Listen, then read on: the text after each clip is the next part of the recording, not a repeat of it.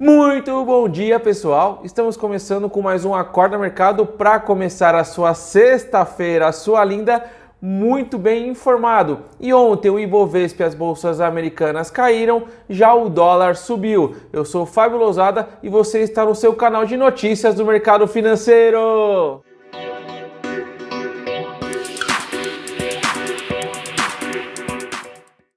E ontem o Ibovespa caiu 1,41% e fechou aos 102.654 pontos, com um giro financeiro de 17,4 bilhões de reais, acima da média do mês, o que não indica um bom negócio. Uma queda acompanhada com um volume alto não é um bom sinal.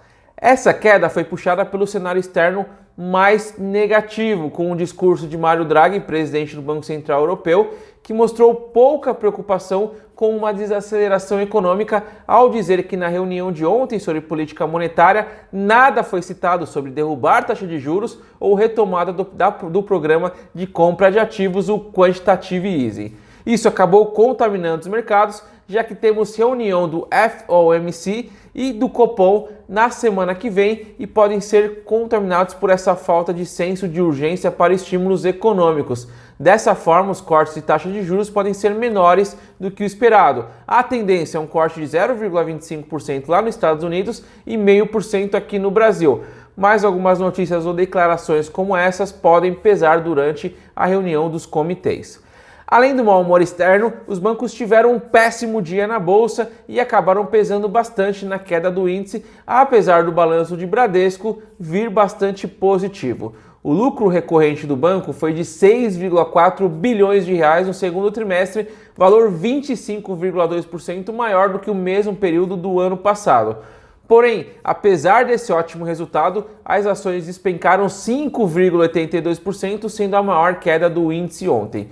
Muitas foram as explicações para essa queda entre os analistas, desde realização de lucro, ou seja, o investidor aproveitando que a ação vem subindo desde maio e colocou o lucro no bolso. Outros apontaram sobre o ROI, o retorno sobre o patrimônio líquido de 20,6%, como baixo, ficou abaixo do Santander, que foi de 21,3%, mas o grande consenso foi de que o mercado esperava ainda mais. Então o mercado colocou o Bradesco como principal banco em relação a crescimento de resultado nesse segundo trimestre, porém apesar de ter subido forte, não foi tão alto como o mercado esperava. E esse é um dos grandes pilares da bolsa, ela vive de expectativas. Então quando você opera na bolsa é muito importante você saber disso. Logo, você ganha mais com uma ação que reportou prejuízo, porém um prejuízo abaixo do esperado, do que uma ação que teve um ótimo lucro, como por exemplo o Bradesco, porém abaixo do esperado. A precificação ocorre sempre antes. Por isso é importante sempre ficar atento aos fundamentos da empresa e não se assustar com essas quedas fortes. Por exemplo, eu como analista não vejo motivos para essa queda tão forte de Bradesco, eu não venderia a ação com essa queda. E essa queda ainda acabou puxando os outros bancos. O Itaú, que divulgará o balanço na semana que vem, caiu 3,08%. O Banco do Brasil caiu 4,22%. O Santander recuou 2,02%. Já a exceção, na contramão, foi o Banco Inter, que subiu 0,94%. Falando em balanços, a Ambev subiu 8,51%, sendo a maior alta do Ibovespa, após apresentar um balanço com lucro líquido no segundo trimestre de 2,7 bilhões de reais, números que ficaram bem acima das expectativas. Então, olha que o lucro foi metade do lucro do Bradesco, porém disparou porque se esperava menos da Ambev. As ações da Petrobras também pesaram para a queda do índice, recuando 1,68%, destoando da leve alta do preço do barril de petróleo, assim como as ações da Vale recuaram 0,32%, mesmo com o preço do minério de ferro voltando a subir forte. Além da Ambev, subiram forte Pão de Açúcar, com alta de 5,57%, e Hypera, subindo 2,33%. Na parte de baixo, conforme já citadas, as maiores baixas do Ibovespa foram as ações do Bradesco, Itaú e Banco do Brasil.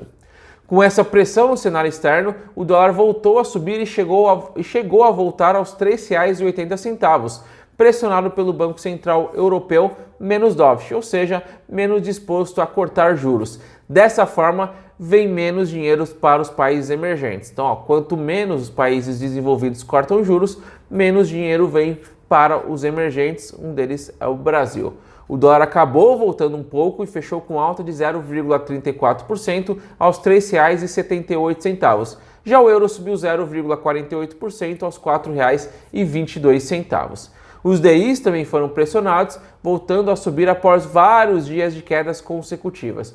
O DI de janeiro de 2021 subiu de 5,41% para 5,46%, enquanto o DI de janeiro de 2025 subiu de 6,84% para 6,90%. Apesar dessa alta, deve haver um corte na taxa Selic na próxima reunião. Porém, as apostas hoje estão divididas em um corte de 0,5%, que ainda é maioria, ou um corte de apenas 0,25%, vai depender ali do Copom. Na agenda hoje teremos às 14h30 o Tesouro divulgando as contas do governo central, que deve apresentar déficit. Já no calendário de resultado teremos Usiminas antes da abertura e Ipera após o fechamento. Indo para os Estados Unidos, o dia foi de queda, já que o Fed pode se contaminar com o discurso de Mario Draghi e cortar menos juros do que se espera. O Dow Jones recuou 0,47%, o S&P 500 caiu 0,53% e o Nasdaq caiu 1%. Além do Banco Central Europeu, pesou os dados mais positivos do que o esperado de encomendas de bens duráveis nos Estados Unidos, subindo 2%, enquanto o mercado esperava 1%.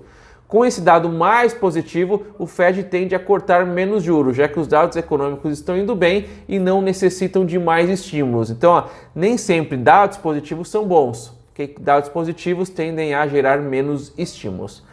Porém, hoje será divulgado o PIB do segundo trimestre dos Estados Unidos às 9h30, que deve mexer com o mercado já logo cedo. A tendência é de uma desaceleração no crescimento norte-americano. No calendário de balanços, por lá teremos McDonald's e Twitter antes do pregão iniciar.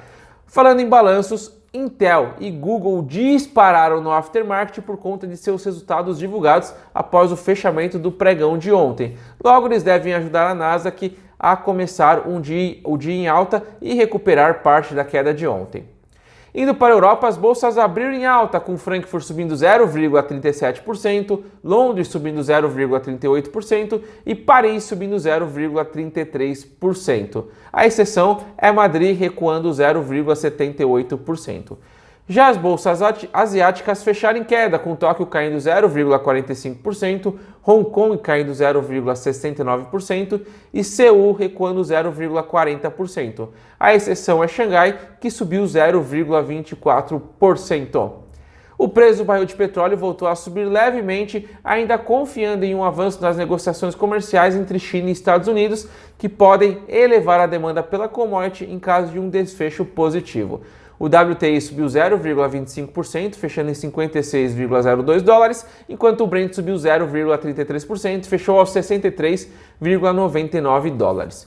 E as criptomoedas estão em baixa nas últimas 24 horas, porém estão subindo na semana. O Bitcoin está caindo 2,81% em 24 horas, assim como a Ethereum recuando 2,66% e a Ripple recuando 1,51% no mesmo período.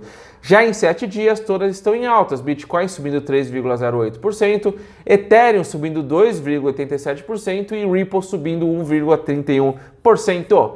Para finalizar, o IFIX caiu 0,11%. O grande destaque entre os fundos imobiliários ontem foi o Kinea 2 Real Estate Equity, sigla KNRE11, que subiu 5,09%. Já falamos desse fundo aqui algumas vezes, fundos do Kinea são bem interessantes. Procura lá no Google Kinea que você vai ter muita informação de fundos imobiliários de qualidade. E por hoje é só. Um ótimo dia, bons negócios. Vejo vocês na segunda-feira. Bom final de semana. Tchau!